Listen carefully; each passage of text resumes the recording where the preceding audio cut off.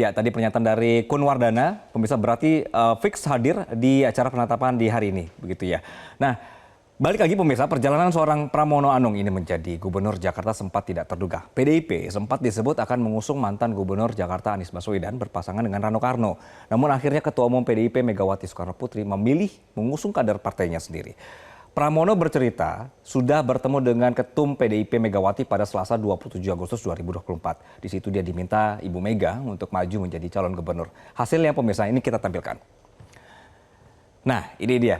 Jadi bahwa paslon nomor urut 3 Pramono Anung Rano Karno menjadi pemenang dengan perolehan suara 50,07%. Pramono Rano mendapatkan suara paling banyak yakni 2.183.239 suara.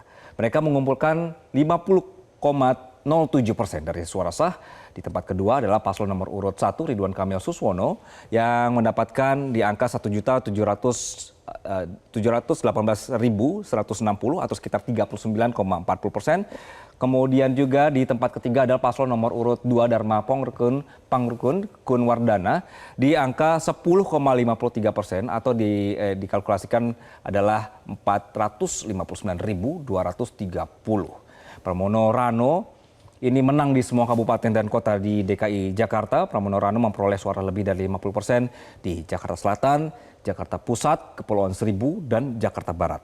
Hasil pilkada Jakarta ini pun tidak ada yang menggugat ke Mahkamah Konstitusi. Ini berarti seluruh pasangan calon yang berlaga di pilkada Jakarta kali ini menerima kemenangan Pramono Anung Rano Karno. Pramono Anung mengatakan pemirsa akan fokus kerja dalam 100 hari pertama menjabat. Jadi setelah dilantik nanti, Pramono berencana akan menyambangi semua wilayah yang pernah dikunjungi saat kampanye. Beberapa daerah yang menjadi prioritasnya untuk didatangi antara lain adalah Kampung Bayam, Kampung Tanah Merah, dan Kampung Akuarium. 3 kawasan ini merupakan kawasan yang masih kerap terjadi konflik sengketa lahan.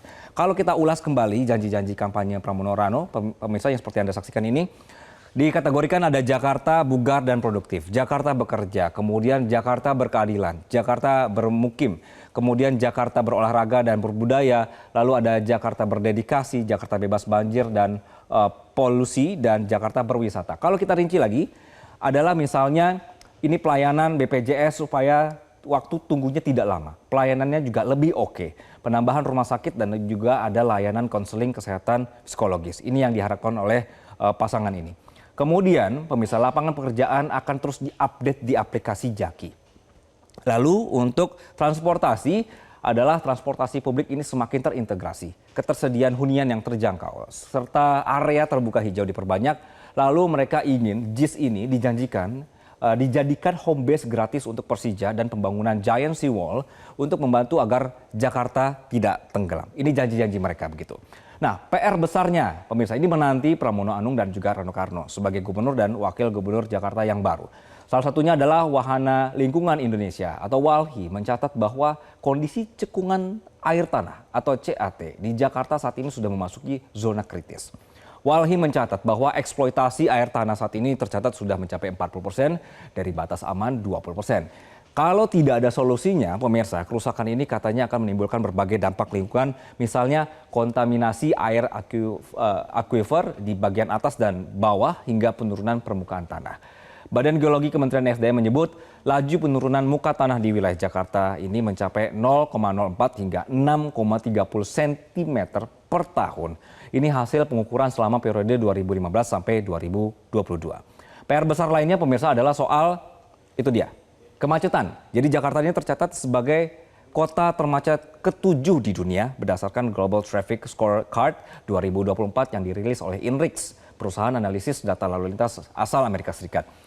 Data ini berdasarkan penundaan perjalanan, kemudian biaya kemacetannya berapa, dan tren perjalanan di area-area dengan kepadatan tertinggi di dunia, serta waktu yang dibutuhkan pengendara di setiap negara untuk pergi dan pulang dari pusat-pusat kota.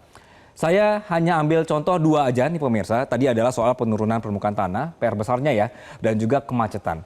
Apa PR besar lainnya yang harus segera diselesaikan? Ini yang nanti akan kita diskusikan di Breaking News kali ini berkenaan dengan apa saja tugas-tugas dari Pramono Anung. Kalau tadi sudah janji akan mengunjungi ke daerah-daerah yang berkonflik, lalu PR besar apa? Ini ya Valen ya, nanti akan menjadi pertanyaan kita juga, apakah akan selesai dalam waktu 5 tahun.